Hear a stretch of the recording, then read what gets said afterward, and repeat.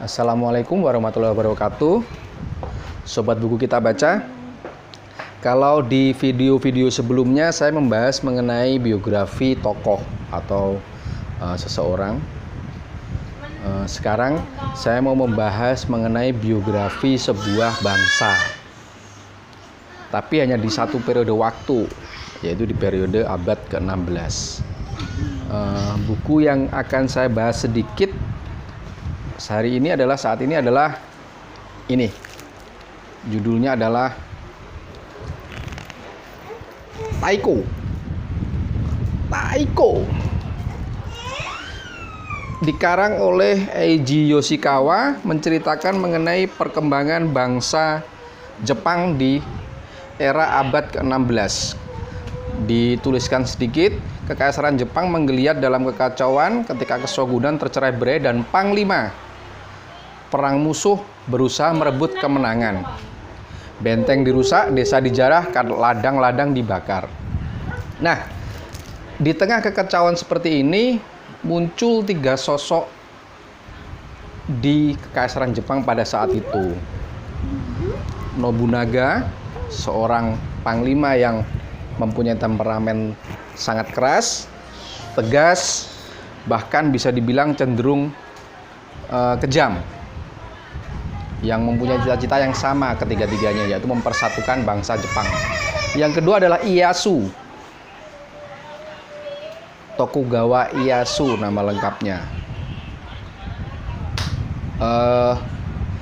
Dia salah seorang tokoh yang berpenampilan sangat tenang, penuh perhitungan, sabar, dan sangat karismatik.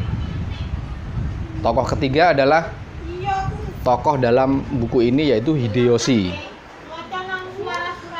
Hideyoshi justru tokoh yang cenderung jauh berbeda dari kedua tokoh sebelumnya, antara Nobunaga dan Ieyasu. Hideyoshi bukan keturunan bangsawan, keluarganya adalah dari keluarga petani. Hideyoshi juga tidak mempunyai darah bangsawan sama sekali, bahkan julukannya ketika masih kecil adalah si monyet. Namun Hideyoshi mempunyai cita-cita yang sama dengan kedua tokoh sebelumnya, yaitu mempersatukan bangsa Jepang.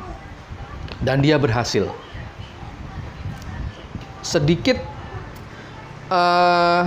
kalimat yang membedakan antara ketiga tokoh ini secara karakter adalah ketika ada seekor burung tidak mau bernyanyi, ditanyakan kepada 3 tokoh ini, Nobunaga akan menjawab, bunuh saja burung itu. Ketika pertanyaan yang sama ditanyakan kepada Ieyasu akan menjawab, tunggu sampai burung ini mau bernyanyi.